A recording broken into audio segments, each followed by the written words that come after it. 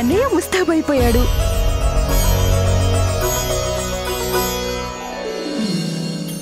ఈరోజు కొత్త బట్టల్లో ఎంత ముద్దస్తుంటాడో తను.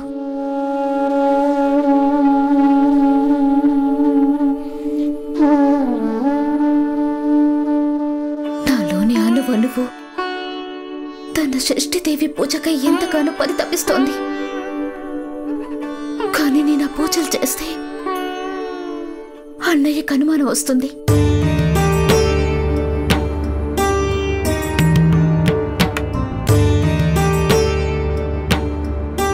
దుష్ట శక్తుల నుండి తనని రక్షించు స్వామి. తనపై ఎలాంటి అపశకునం వక్ర దృష్టి పడకూడదు స్వామి. తనెంతో ఆనందంగా ఉండాలి.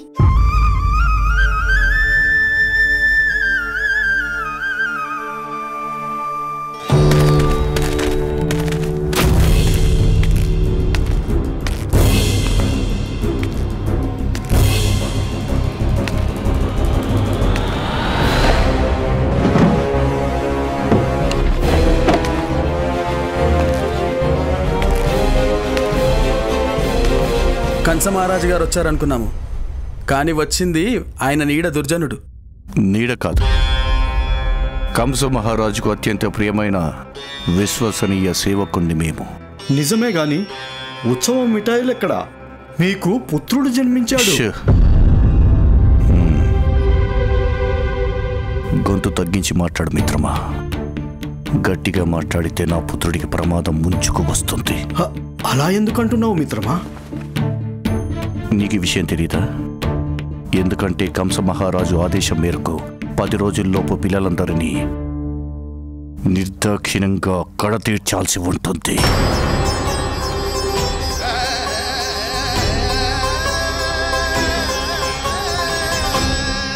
షష్ఠి మాతా కీ జై, షష్ఠి మాతా కీ జై, షష్ఠి మాతా కీ జై, షష్ఠి మాతా కీ జై, షష్ఠి మాతా కీ జై, షష్ఠి మాతా కీ జై, షష్ఠి మాతా కీ జై. సహస్రహస్తరాజితం సహస్రవిధ విభాసితం సహస్రవర్ణ సంశ్రితం సహస్రరూపదీపితం సహస్రనామ సరళితం సమస్త సద్గుణోన్నతం సమస్త దేవతాతులం సమస్త శక్తి మండితం సమస్త భక్త వందితం సమస్త ముక్తి సువిహితం. నమామి కృష్ణ దైవతం నమామి కృష్ణ దైవతం నమామి కృష్ణ దైవతం నమామి కృష్ణ దైవతం.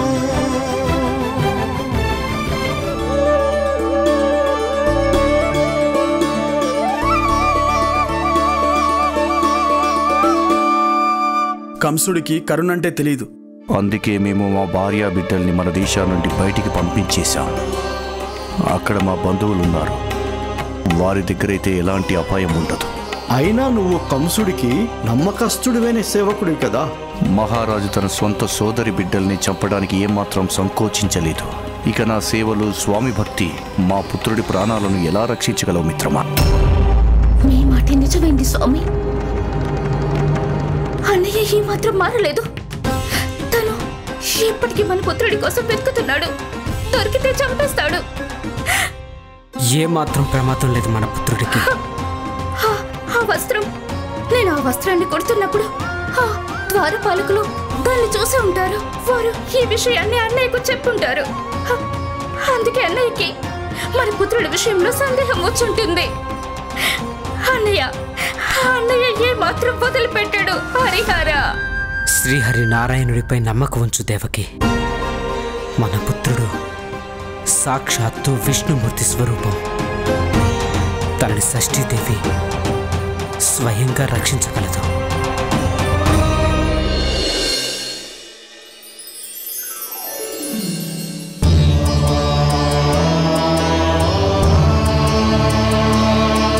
వటువై వచ్చావా మిత్రమా? మా పూర్ణమ్మ గారి మనవడివి కాక ముందు నుండి నువ్వంటే నాకు చాలా ఇష్టం. ఇక నా జీవితంలో నువ్వు నిర్వహించే భూమిక గొప్పది. అందుకే నీ పట్ల నాకు ఎంతో గౌరవభావం ఉంది. రా మిత్రమా, మీ మిత్రుడు నీకు స్వాగతం పలుకుతున్నాడు.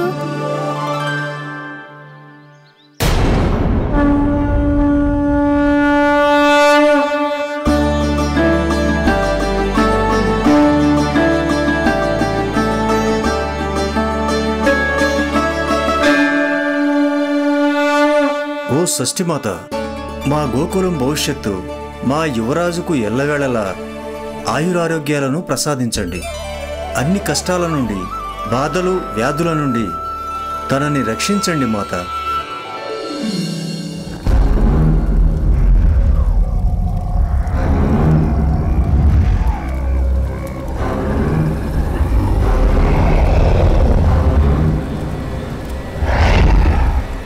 మహారాజా, నేనుండగా మీరెందుకు? మన సాఫల్యం వైఫల్యాలను నిర్ధారించేది కేవలం మన కర్మ మాత్రమే దుర్జన. మా శత్రువు విఫలం కావాలి. అందుకు ఈ కార్యాన్ని స్వయంగా నేనే నెరవేర్చాలి.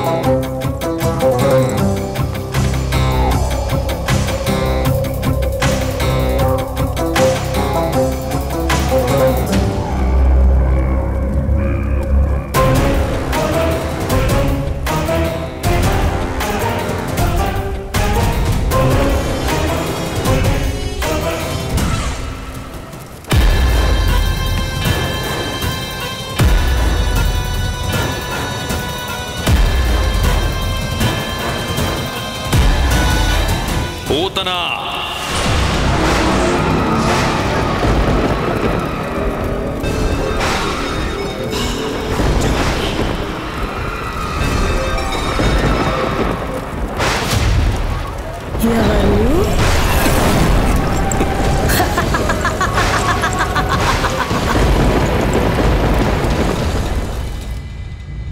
పూజలు పూర్తయ్యాయి. ఇక షష్ఠీమాత ఎంతమంది దిష్టి నుంచైనా మా కన్నయ్యని కాపాడుతుంది. అమ్మా, నేను చెడుని నాశనం చేసి ధర్మాన్ని స్థాపించడానికి వచ్చాను. మీరేం భయపడకండి. అదిగో చూడండి, అతిథుల్ని చూడ్డానికి ఎంతగా ఆతృత పడుతున్నాడో మా కన్నయ్య.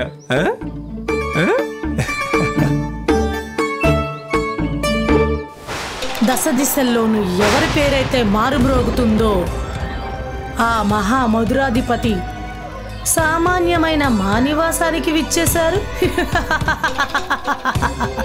బహుశా ఏదో పెద్ద కారణమే ఉండి ఉంటుంది. కారణమొక కార్యం, దాన్ని నువ్వు నా కోసం చేయాల్సి ఉంటుంది.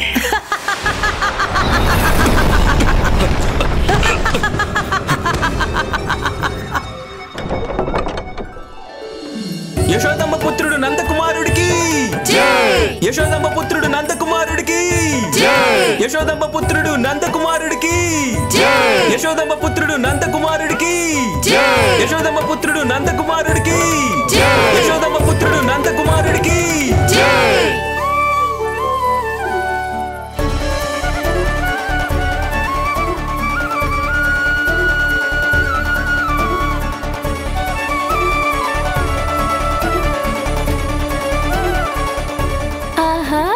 మీ అందరినీ ఇక్కడ చూసి నా ఆనందం రెండింతలైంది.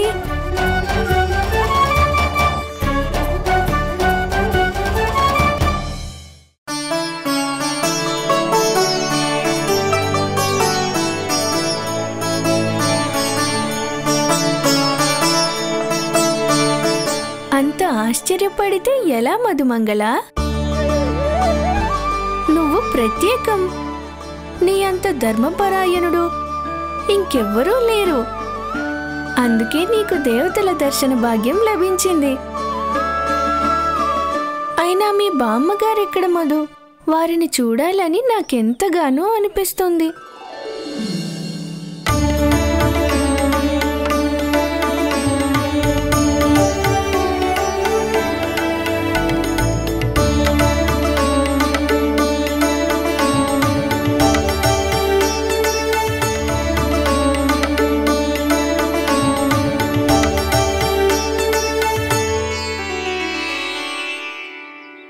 పూర్ణమ్మ పిన్ని, మీరు చేసిన సహాయం మరువలేను, నిజంగా.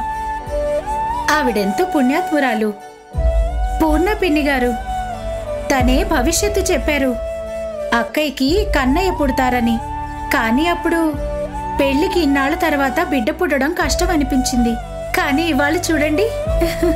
అవును పూర్ణమ్మ పిన్ని, అంతా మీరు చెప్పిందే జరిగింది. చూడండి మా కన్నయ్యని.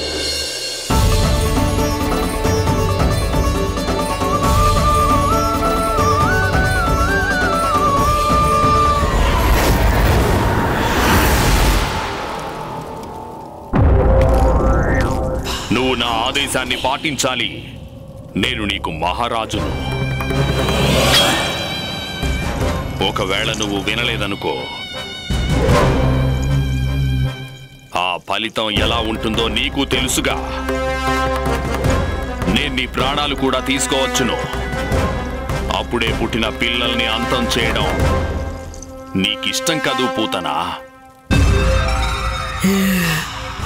నవజాత శిశువా,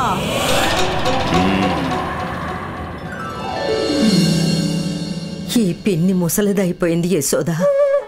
నా బాధ ఏమిటో తెలుసా? నీ కన్నయ్య వేడుకలన్నీ చూస్తానో లేదో అని. గోకులంలో అందరూ ఒకే మాట అనుకుంటున్నారు, యశోదమ్మ కన్నయ్య చాలా ముద్దొస్తున్నాడని. అది నిజమేగా. ఇంతకీ నువ్వెలా ఉన్నావు పూర్ణ?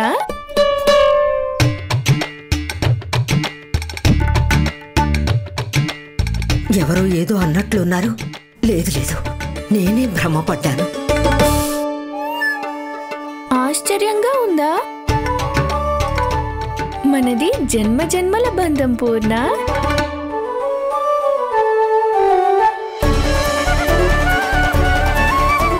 కన్నయ్య ముఖం మెరిసిపోతోంది అంటే నాతో మాట్లాడింది తనేనా?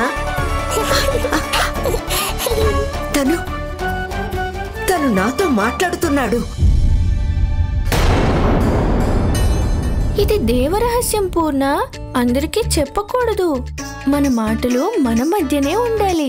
ఇప్పుడైనా అర్థమైందా? సరిగ్గా చూడు పూర్ణ, గుర్తుపట్టావా నన్ను?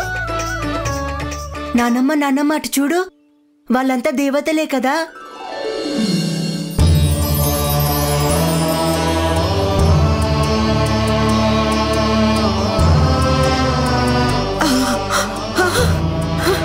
దేవతలంతా వేంచేశారు.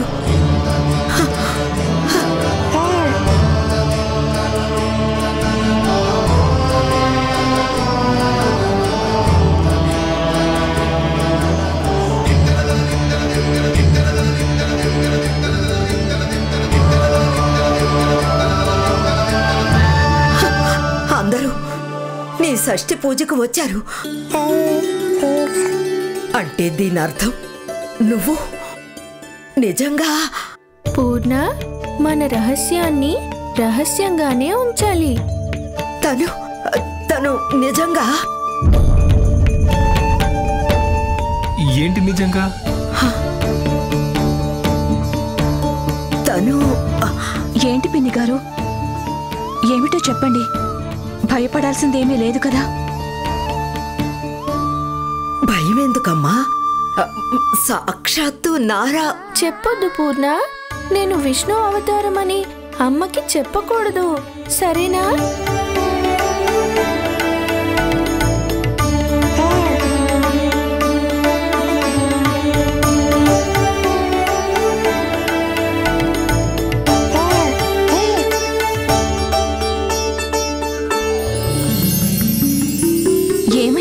గారు మీరేదో చెప్పాలనుకుంటున్నారు. తను మీతో మాట్లాడుతున్నాడా?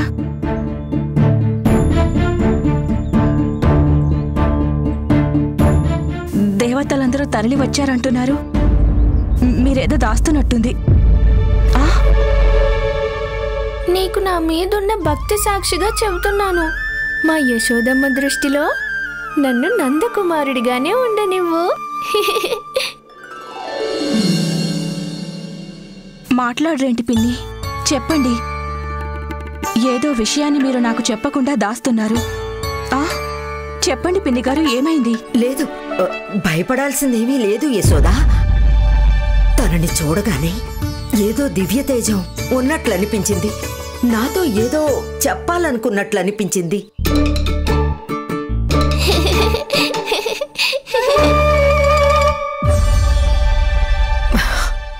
కళ్ళు కూడా అదుపు తప్పుతున్నా యశోదా.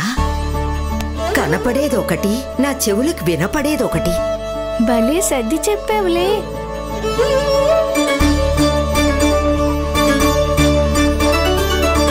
నిజం చెప్పాలంటే నాకు అలాగే అనిపిస్తుంది పిన్ని. ఎందుకంటే మీ కన్నయ్య మీద ఆ శ్రీహరి కరుణా కటాక్షాలున్నాయి. అందుకే నా మనసుకి దేవతలంతా ఇక్కడికొచ్చినట్లు అనిపించింది. నేను స్వామి భక్తిలో లీనమైపోయాను. అందుకే అర్థం కాలేదు ఏది కలో ఏది నిజమో. మీరు పుణ్యాత్ములత్తయ్యా, కానీ మా కన్నయ్యని చూడడం మాత్రం కల కాదులేండి. మీరన్నది కూడా నిజమే. నారాయణుడికి మా పై గల కరుణకి ప్రతిరూపమే మా కన్నయ్య. నాకిప్పుడంతా అర్థమైంది. ఈ బాలుడి రూపంలో సాక్షాత్తు శ్రీమన్నారాయణుడే అవతరించాడు అంటే ఏదో మహత్కార్యమే ఉండుంటుంది.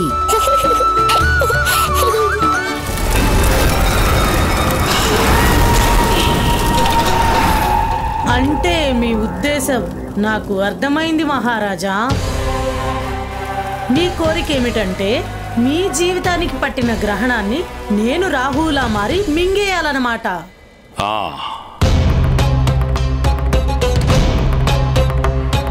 కానీ ఆ విష్ణువు శిశువు రూపంలో ఎక్కడో దాక్కున్నాడు. అందుకే గత 10 రోజులుగా ఎంతమంది బాలలు జన్మించారో వారందరినీ వధించాల్సి ఉంటుంది. ఇదంతా నేను మీకోసం ఎందుకు చేయాలి? నా కోసం కాదు, నీకోసమే చేయాలి. ఎంత ఎక్కువ మంది పిల్లల్ని పట్టుకుంటావో అంతమంది పిల్లల్ని చంపగలవు.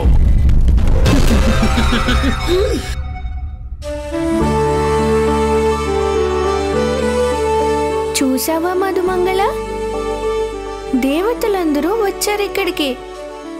ఆ ఒక్కరు తప్ప ఎవరికి తెలుసు తనెక్కడున్నాడో?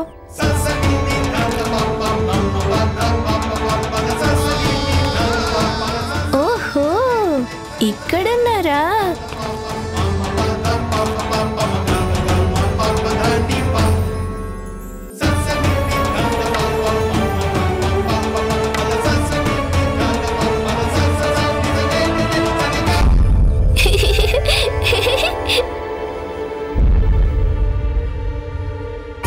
ఏమైంది?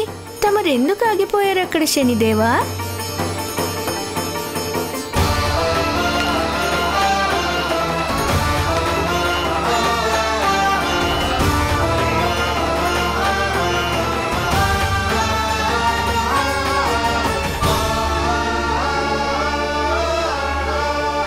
దయచేయండి శనిదేవా.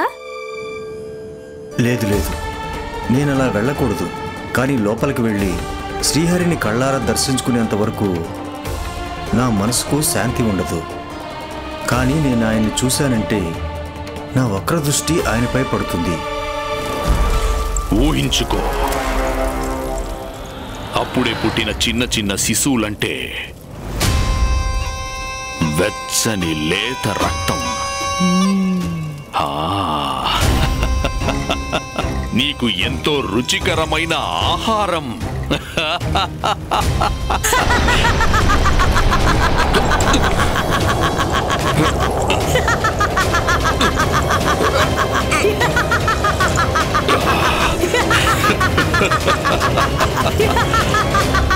నన్ను అంతం చేస్తావా?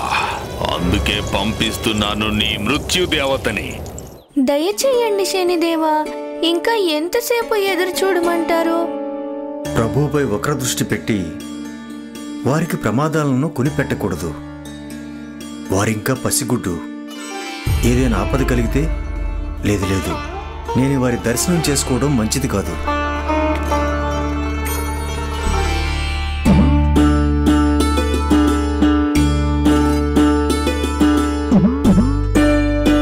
చిన్నారి నీలమణిని చూసి మనసుకి సంతృప్తి లభించింది. అవును, నిజమే చెప్పావు. తన చిరునవ్వు ఎంత మనోహరంగా ఉందంటే ఎంత చూసినా తక్కువే అనిపిస్తుంది. కళ్ళు చూసావా ఎంత ఆకర్షణీయంగా ఉన్నాయంటే వాటిని చూస్తూ రోజంతా గడిపినా ఇంకా చూడాలనిపిస్తుంది. ప్రభు గుమ్మం దాకా వచ్చి దర్శనం చేసుకోకుండా వెళ్ళిపోతే ఎలా? సామాన్య మానవులందరికీ దర్శన భాగ్యం లభించింది, కానీ నాకు మాత్రం కఠిన పరీక్ష. లేదు, నా వక్రదృష్టి కారణంగా మీకేదైనా జరిగితే నేను సహించలేను. దయచేసి నన్ను క్షమించండి నారాయణ. యశోద, నేను వెళ్ళొస్తాను. అలాగే.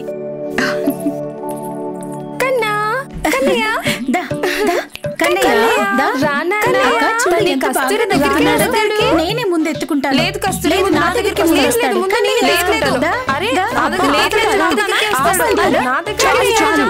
ఇంటికి వెళ్ళరా ఏమిటి? ఇంటికి వెళ్ళరా?